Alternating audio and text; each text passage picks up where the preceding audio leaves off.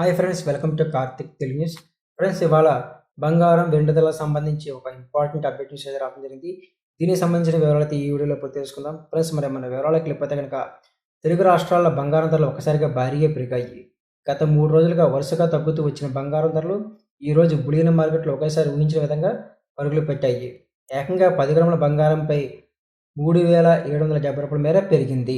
దీంతో అయితే కనుక హైదరాబాద్, నిజామాబాద్, ఖమ్మం, వరంగల్ అయితే కనుక 24 క్యారెట్ల బంగారం వచ్చి రూ. 1,44,550 ఉంది. అలాగే 22 క్యారెట్ల బంగారం ధర వచ్చి 1,32,500గా ఉంది.